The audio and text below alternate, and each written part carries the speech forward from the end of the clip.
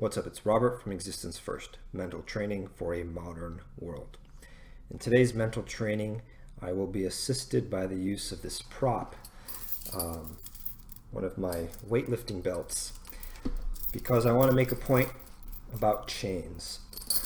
Of course, not the literal chain, the metaphorical chain of our thoughts and the cause and effect relationship between events that happen and our thoughts and our behaviors. Okay, so let's take an example. Right now, it's Friday evening. I'm feeling very good right now. And in large part, that's because someone complimented me in a very significant way today. And so if we were to represent that in chain form, it looks like this. Right now, I'm feeling good. Why am I feeling good? Well, right before that, someone complimented me, right? Why did someone compliment me? Well, because I followed through on this one action.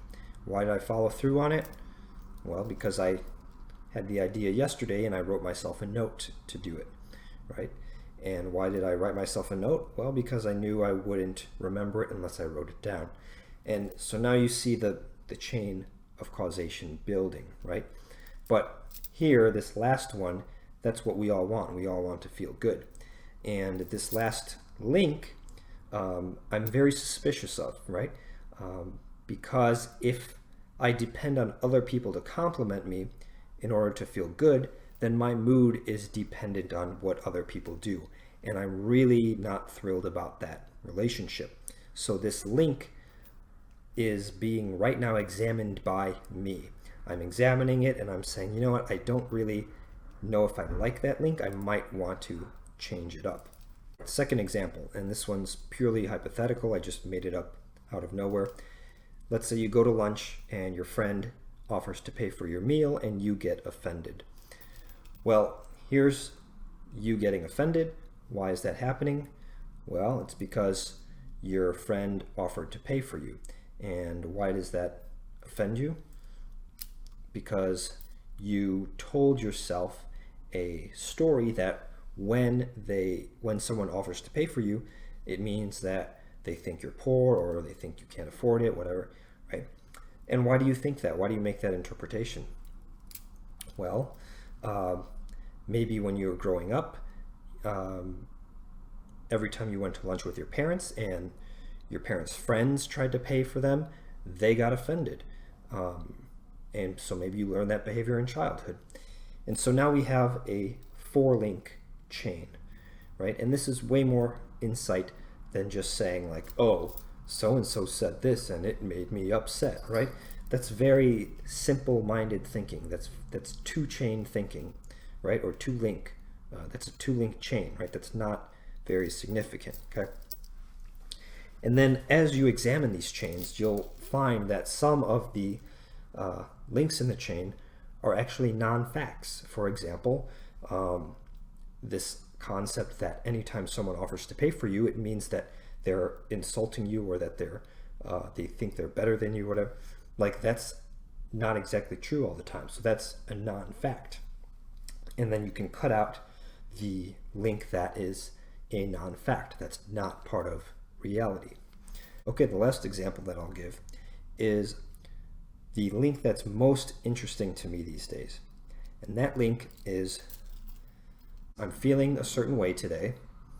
Why am I feeling that way? Because I had a dream that that something was going on, and in that dream I felt this way. Well, why did I dream about that?